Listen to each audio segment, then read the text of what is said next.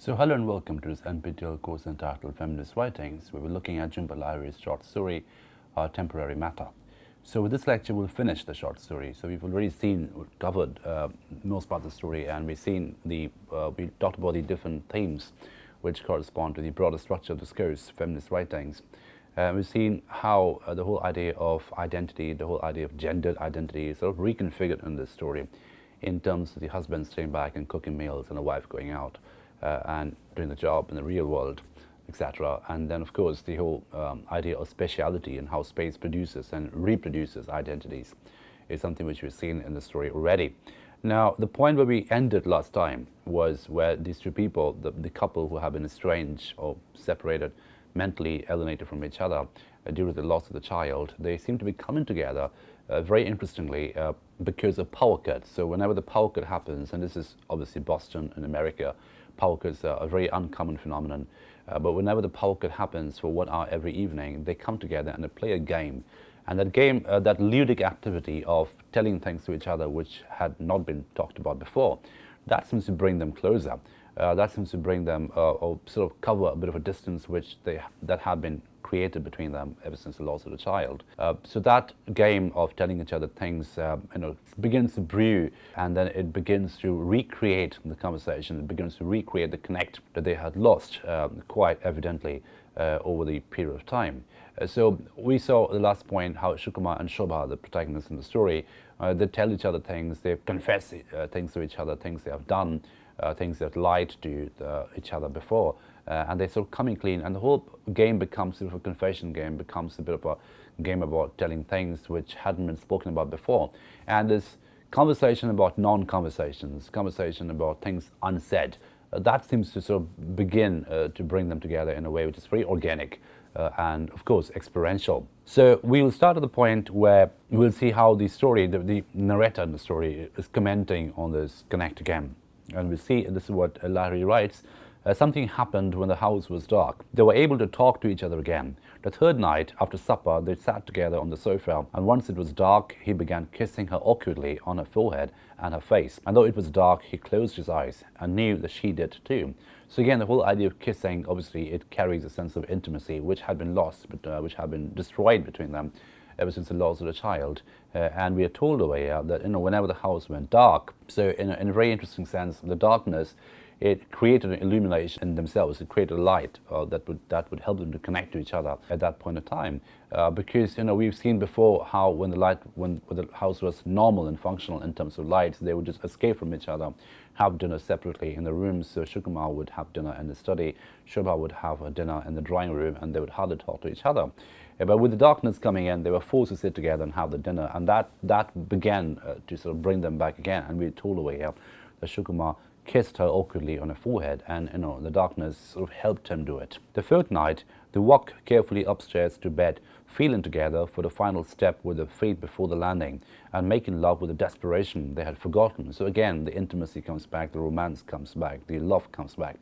She wept without sound and whispered his name and traced his eyebrows with her finger in the dark. As he made love to her, he wondered what he would say to her the next night, but what she would say and what she would say, and thought of it exciting him. So he's anticipating that this is probably the coming back of normalcy, intimacy, romantic relationship, and he keeps wondering what she's going to tell him the next morning. And that thought of, and that anticipation of what she's going to tell him the next morning after making love, that excites him.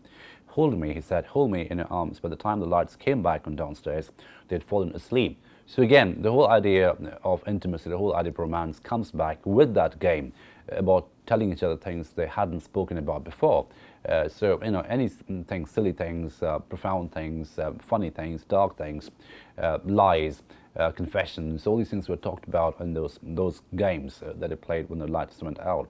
And we see how that because of the game, the intimacy comes back. They're able to kiss each other, they're able to make love to each other, and they're able to have a conversation with each other with a proper, true intimacy that they had enjoyed before the loss of the child. Okay, so we see how the whole idea of what she will say the night before, the day after making love, it excites Shukuma. And then we are told when she went upstairs to change, Shukuma poured himself some wine and put on a record, a Thelonious Monk album he knew she liked.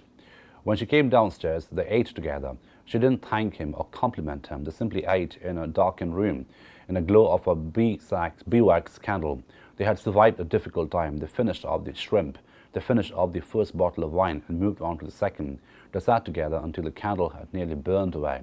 She shifted in her chair, and Shukuma thought that she was about to say something, but instead she blew out the candle, stood up, turned on the light switch, and sat down again. So again, all these little meticulous details is something which Lahiri really thrives on. She really excels in these things.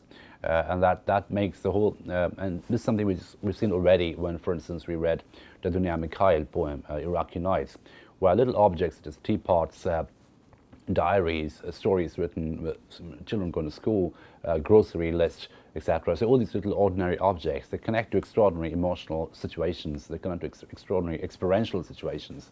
And its constant connection between ordinariness and extraordinariness is something which Lahiri does quite well in her fiction. And that's what one of the things, it's a distinguishing feature in her writing, and that is the very careful and very keen attention to details that she has as a writer. Shouldn't we keep the lights off? Shukuma asks. She set her plate aside and claps her hands on the table. I want you to see my face when I tell you this, she said gently. So she's about to tell something momentous, and she says she wants him to see her face when she's telling him this. His heart began to pound. The day she told him that she was pregnant, she had used the very same words, saying them in the same gentle way, turning off the basketball game he'd been watching on television. He hadn't been prepared then, now he was. So, there's an anticipation brewing over here. There's a climax moment in the story where she's about to say something momentous, and Shukuma remembers exactly and instantly that is exactly the words that she used, that I want to see your face when I tell you this, when she told him the news of her pregnancy, and that was some time ago, and he hadn't been prepared then, but he's not prepared now. So a momentous statement is coming up, something big is coming up, and that anticipation is beautifully built by the narrative. So we are told that he is not prepared. Only he didn't want her to be pregnant again. He didn't want to pretend to be happy. So we also told immediately that Shukuma didn't want Shobha to be pregnant again. He didn't want to pretend to be happy. Now comes the confession. Now comes the momentous statement that she's about to tell him, and which is this. I've been looking for an apartment and I found one, she said, narrowing her eyes on something, it seemed, behind her left shoulder. It was nobody's fault, she continued. They had been through enough. She needed some time alone. She had money saved up for a security deposit. The apartment was on Beacon Hill, so she could walk to work. She assigned the lease the night before coming home. So we told her this is what she wanted to tell him, that she is thinking of moving out, separating from him, at least in terms of where they live. So she tells him that she found an apartment. She has been looking for an apartment for some time now, and she's found one which is very close to her work, so she can walk to work. She says it's very convenient for her. And she says that she has some money saved up as a security deposit, and she had signed the lease the night before coming home. So that very night when they came home, that very night when they made love, this is the night where she had signed the lease, and now she's telling him that she wants to move out. She wouldn't look at him, but he stared at her. It was obvious that she had rehearsed the lines. All this time she'd been looking for an apartment, testing the water pressure, asking a realtor if heat and hot water were included in the rent. So we are told that all this time that she had been coming home and having all these meals with Shukuma, playing these games with Shukuma. Shukuma knows immediately now that this is also the time that she'd been looking for an apartment. She'd been going through this pragmatic, mundane details about checking the heat and water pipes, checking the different facilities, utilities of the house. All these pragmatic things were been taken care of by her. At the same time that she was coming home and spending this time with Shukuma in terms of the poker dinners that we were having. It sickened Shukuma, knowing that she had spent these past evenings preparing for a life without him. He was relieved, and yet he was sickened. This was what she'd been trying to tell him for the past 4 evenings. This was the point of a game. So now it's revealed, it's a moment of an epiphany for Shukuma. He knows now that this is what she had been preparing, this is what she had been rehearsing to tell him for a long time now. And this was the whole point of having this game, so a series of games about telling each other things which they hadn't said before. That may be now seen, in retrospect, that may be now seen as a preparation for this statement of telling him that she's thinking of moving out. She's thinking of, she's actually zeroed in on a particular apartment, and now she's thinking of going over there and starting a life of her own away from him. So this was a point of a game. Now it was his turn to speak. There was something he had sworn he would never tell her, and for 6 months he had done his best to block it from his mind. Before the ultrasound, she had asked the doctor not to tell her the sex of the child, and Shukuma had agreed. She had wanted it to be a surprise. So obviously this is America, so you can determine the sex of the fetus. But they had agreed, they had promised each other that they would not tell this to each other, but they would not find out the sex of the fetus.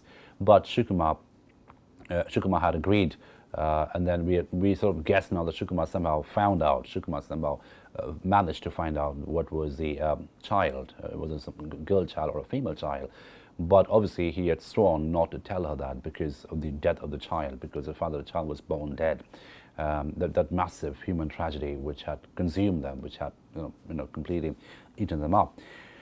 And now he's thinking of telling her, and this would be a form of retaliation. This would be a form of getting back at her. This would be a form of revenge, perhaps, in terms of being betrayed by her. This knowledge that she did not have, and that one obviously she could have done without, will be now told to her. Shukuma is thinking of telling that to her at this point, in a moment of anger, perhaps in a moment of revenge, in a moment of retaliation, perhaps, because we are told that she had wanted it to be a surprise. She did not want them to find out the sex of the child. She wanted that to be a surprise.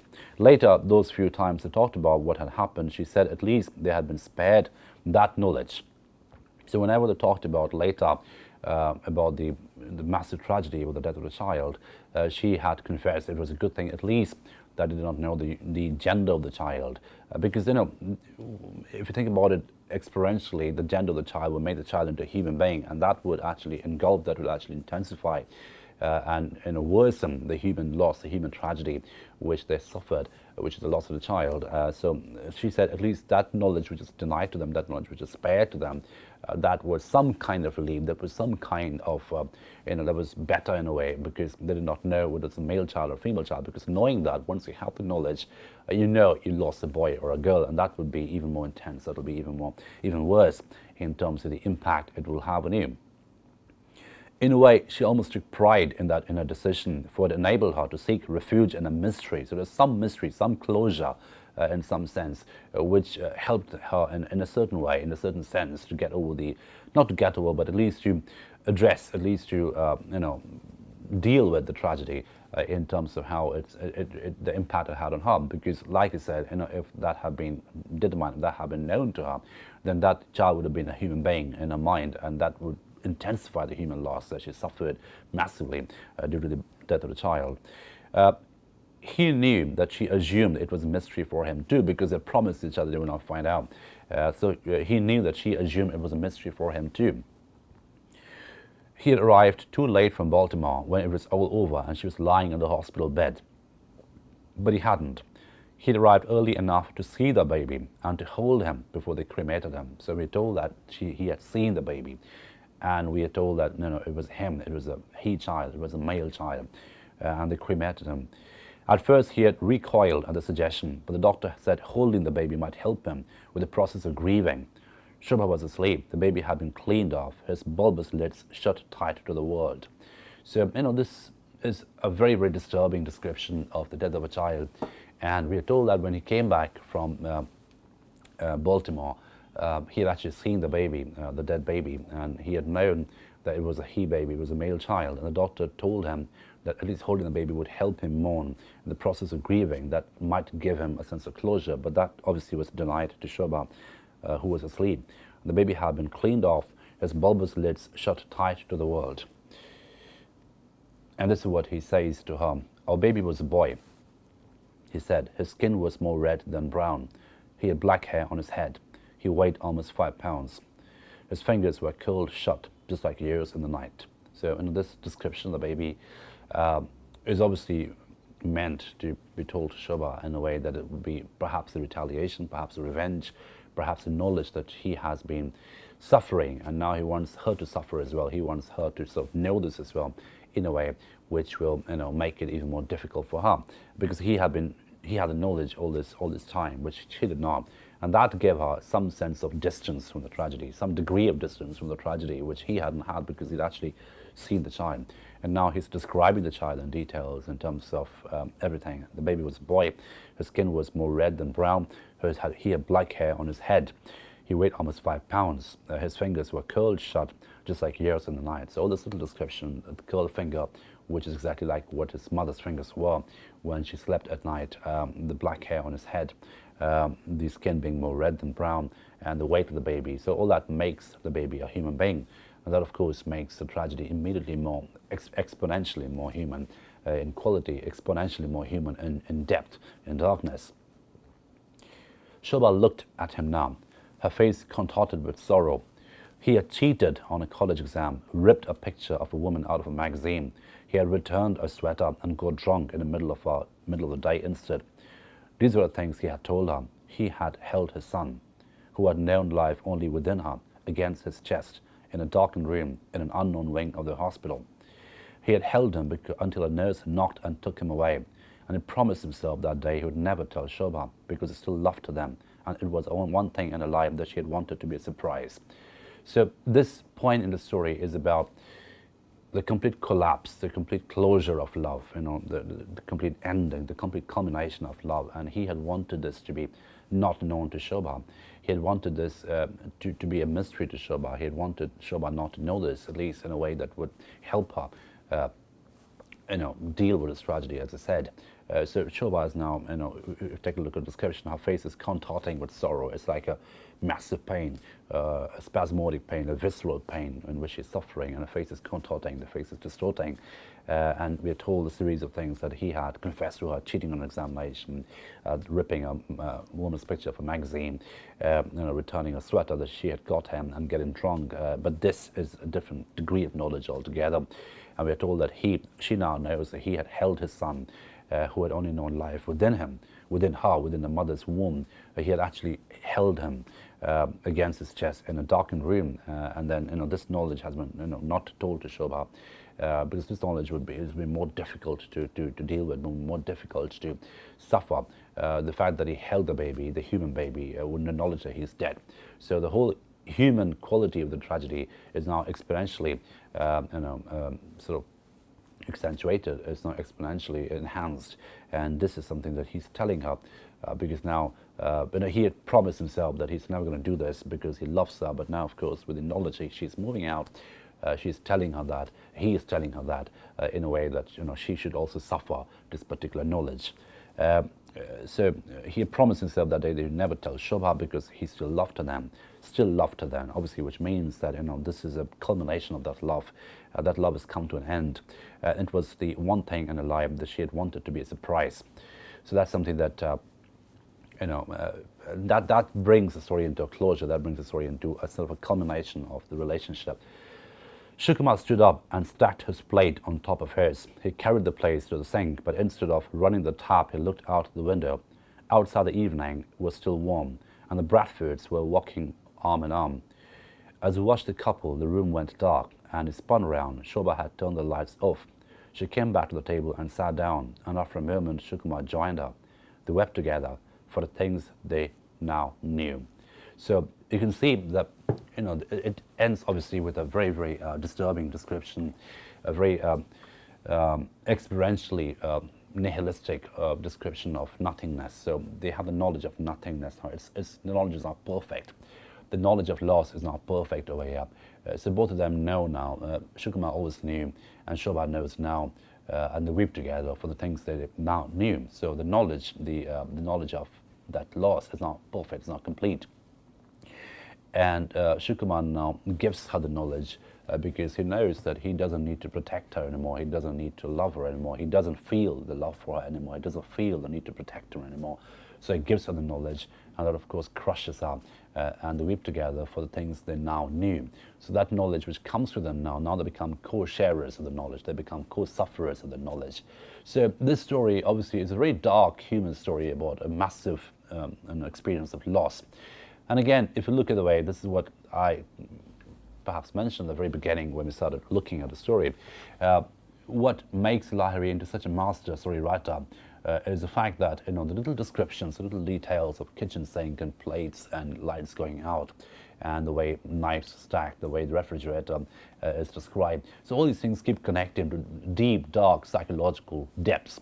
And this constant connect between ordinary, superficial signifiers and very deep and dark experiential content is what makes Lahiri's one of the modern greats in short story, I think. And as I mentioned, this is very much a part of the great tradition of short story writing, from Maupassant to Chekhov to Joyce. And then Lahiri continues the tradition, and she, in my mind, is perhaps the finest short story writer in the world today. And this particular collection of short stories from Interpretive Melodies, which won the Pulitzer, as I'm sure all of you know, it gives a very fair and authentic description of her skill, of her craft as a writer, in terms of looking at the different productions of identities, the different performances of identities, which are very gendered in quality, and also the relationship between gendered identity and spatiality when it comes to very close domestic spaces is something which keeps coming up in her fiction, which keeps coming up in her writings.